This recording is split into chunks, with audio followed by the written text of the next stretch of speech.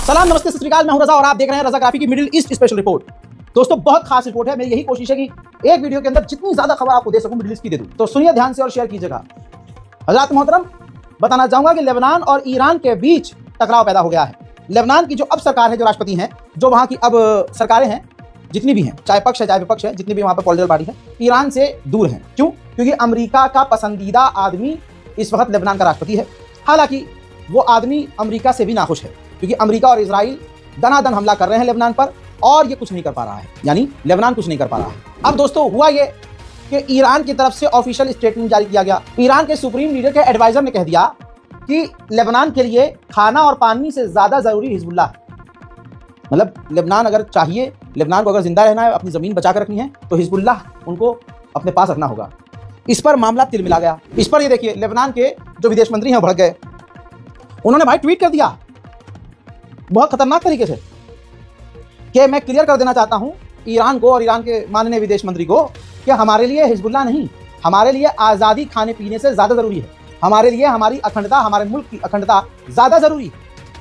और भी उन्होंने कई सारी बातें लिखकर ईरान को जलील कर दिया। अच्छा, जो ये ट्वीट किया है लेबनान के विदेश मंत्री ने भड़कते हुए, इससे पहले ईरान सफाई दे चुका था। ये देखिए, ईरान के विदेश मंत्री पहले ही भड़कने से पहले सफाई दे चुके थे, क्योंकि मामला ऐसा अंदर अंदर गरमाना शुरू हो चुका था।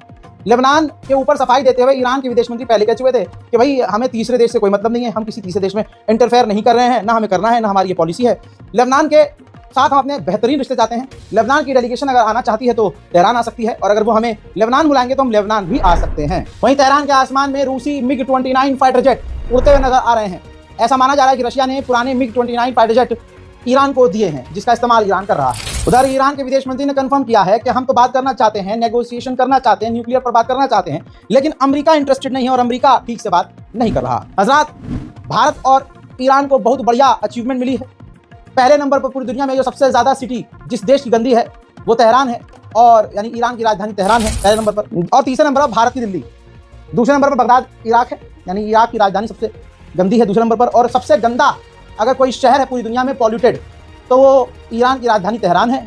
और यहाँ पर गणचट्टे कुछ बोले इससे पहले भारत का भी नाम है। मैं तो कह रहा हूँ राजधानी दिल्ली का नाम बदलकर शेख पांच लोग कुछ रख देना चाहिए।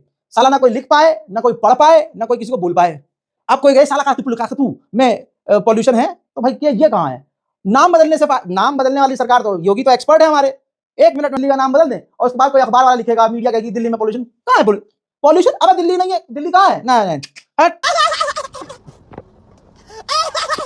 उधर ईरान में जो जंगल की आग लगी थी, तस्वीर आपके सामने है। दावा किया गया था, ईरान ने कहा था कि हमने उस आग पर काबू पाना शुरू कर लिया है तुर्की की मदद से, लेकिन जो तस्वीर सामने आ रही है, ताजा जानकारी यह है कि ईरान के जंगलों में अभी भी आग लगी हुई है और ईरान पूरी तरह से इस आग को बुझाने में फेल साबित हो रहा है। अब अगली तस्वीर देख सकते हैं, जहाज और हेलीकॉप्टर का भी इस्तेमाल किया जा रहा है। हवा के जरिए, यानी समुद्र से वो पानी निकाल कर हेलीकॉप्टर के जरिए जंगल की आग को बुझाने की कोशिश की जा रही है। तमाम कोशिशें फिलहाल अभी भी फेल साबित हो रही हैं और ईरान इस आग पर काबू नहीं पा रहा है। वहीं ईरान के नेशनल सिक्योरिटी एडवाइजर पाकिस्तान में है।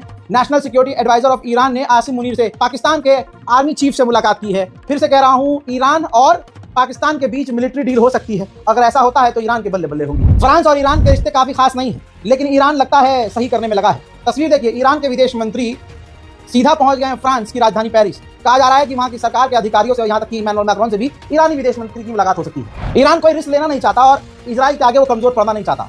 ऐसे में ईरान पूरी ताकत दिखा रहा है और अपने एयर डिफेंस सिस्टम को टेस्ट भी कर रहा है, जिसकी तस्वीर सामने आ रही है। 5000 ما اینجا کرمانشاه است.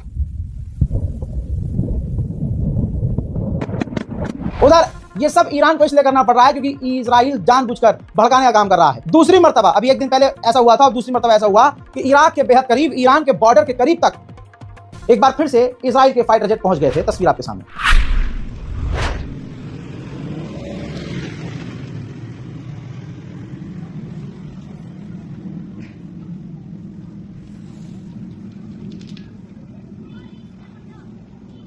यूएन खुद कह रहा है, यूएन ने रिपोर्ट जारी की है कि लेबनान में जब से सीज फायर हुआ है, तो सीज फायर का उल्लंघन करते हुए इजराइल ने अब तक 127 सिविलियंस को कत्ल कर दिया है, लेकिन कोई बोलने वाला नहीं। आजाद अमेरिका और इजराइल ने दोनों ने हिजबुल्लाह को धमकाया है, लेबनान को धमकाया है। कहा कि अगर इस साल, ट्रम्प ने कहा, अगर इस साल हिजबुल्लाह ने हथियार नहीं डाला, यानी दिसंबर तक हथियार नहीं डाला, तो बैरूत से लेकर लेबनान के किसी इलाके में शांति नहीं आएगी।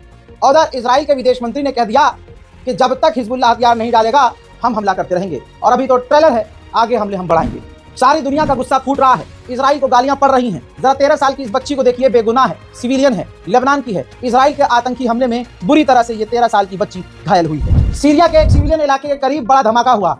अफरा तफरी ये मची और गुल और शोर ये उठा कि अमेरिका ने हमला किया है, लेकिन 1.5 घंटे के बाद ये क्लियर हुआ कि यहाँ पर हथियार छुपा कर रखे गए थे जो अपने आप फट गए।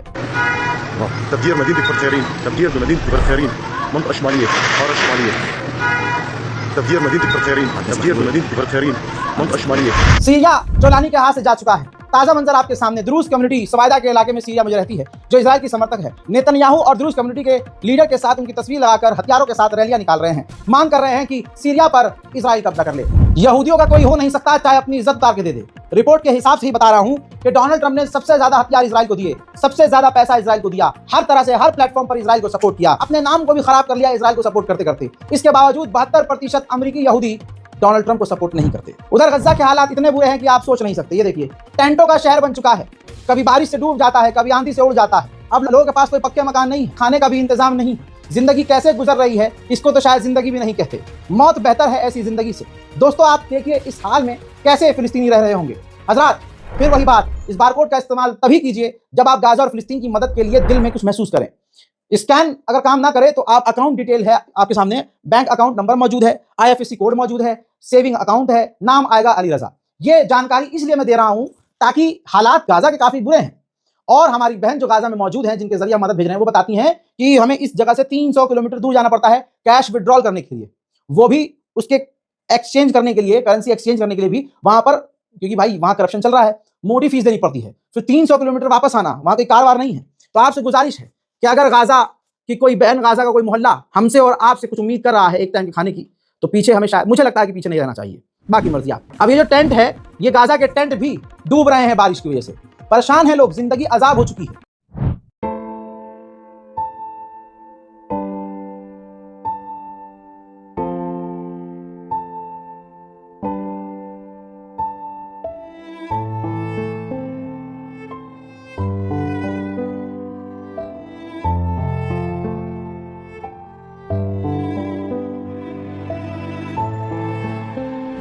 मोहतरम हजरात, आज और अभी के लिए इतना ही।